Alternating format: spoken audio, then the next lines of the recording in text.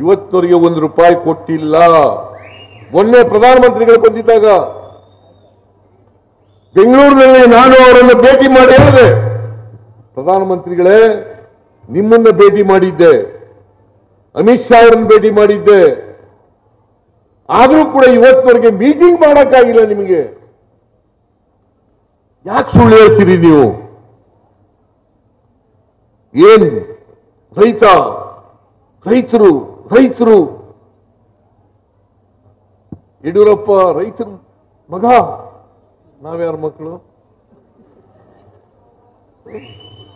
ನಾವ್ಯಾರ ಮಕ್ಕಳಪ್ಪ? ವೆಂಕಟೇಶ ಯಾರ ಮಗ? ಶಿವಕುಮಾರ್ ಯಾರ ಮಗ? ನಾವೆಲ್ಲ ರೈತರ ಮಕ್ಕಳಲ್ವಾ? ನಾವೆಲ್ಲ ಹಿಂದೂಗಳಲ್ವಾ? ಅವ್ರು ಮಾತ್ರ ಹಿಂದೂಗಳು, ಹಿಂದುತ್ವ ಹೇಳೋರು ಮಾತ್ರ ಹಿಂದೂಗಳು. ನಾವು ಸೆಕ್ಯುಲರಿಸಂ ಹೇಳ್ತಕ್ಕಂಥವರೆಲ್ಲ ಹಿಂದೂ ವಿರೋಧಿಗಳು. ನಾವು ಎಲ್ಲ ಜನರು ಕೂಡ ಒಗ್ಗಟ್ಟಾಗಿರ್ಬೇಕು, ಒಂದು ತಾಯಿ ಮಕ್ಕಳಂತೆ ಇರಬೇಕು, ಒಂದು ಕುಟುಂಬದವರಂತೆ ಇರಬೇಕು ಅಂತ ಹೇಳೋರು ಕಾಂಗ್ರೆಸ್ ಪಕ್ಷದವರು. ಎಲ್ಲ ಧರ್ಮದವರು, ಎಲ್ಲ ಜಾತಿಯ ಜನ, ಎಲ್ಲ ಭಾಷೆಯ ಜನ ಒಂದು ಕುಟುಂಬದವರಾಗಿರ್ಬೇಕು. ಏನಂತ ಹೇಳಿದ್ರು ಕುವೆಂಪು ಅವರು?